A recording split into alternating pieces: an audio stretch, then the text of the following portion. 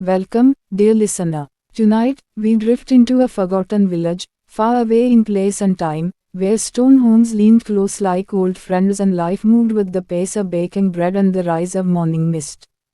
In this sleepy corner of the medieval world, something quiet yet extraordinary once happened.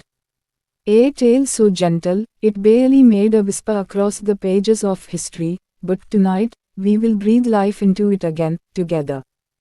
So close your eyes, rest your thoughts, and let the soft world of history unfold around you, one gentle breath at a time.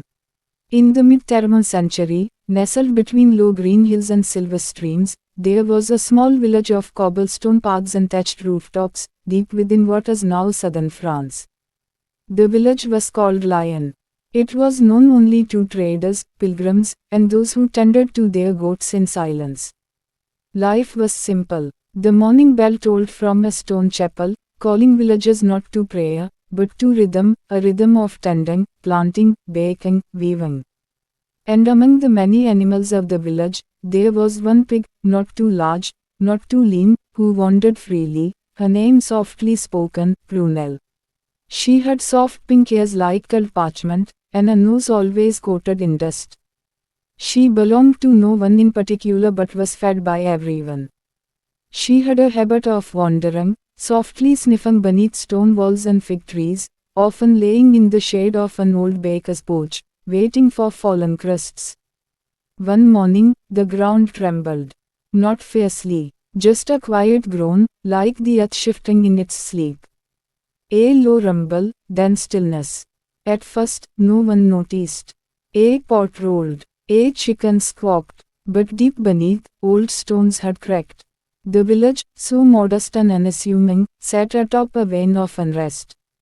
When the sun returned, one house near the edge of the hill had sunk halfway into itself. Dust rose like flour thrown into the wind. There was no panic, just confusion. Quiet alarm. And among it all, Prunelle stood still.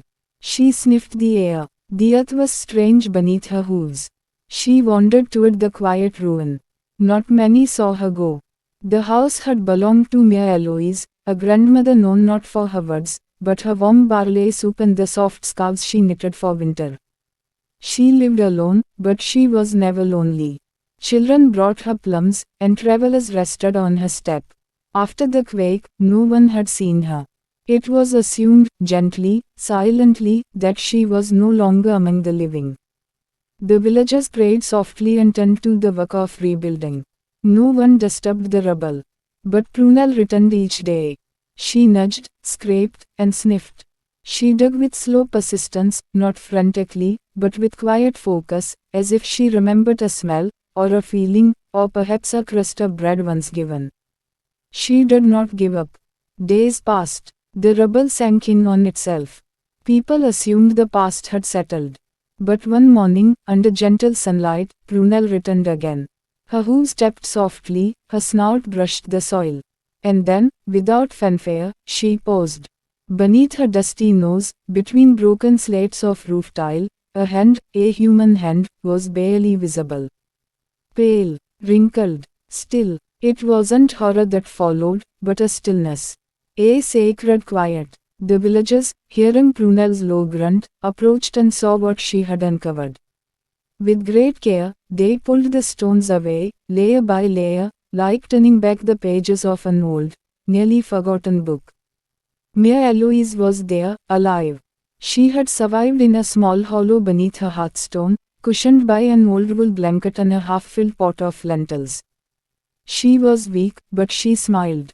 She reached out, not to the villagers, but to the pig.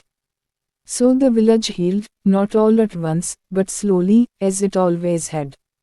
Walls were mended, loaves were shared, and Prunelle, she lived a long, gentle life, sleeping beneath the fig tree where Mère Eloise often sat, now wrapped in the scarves she once gave to others.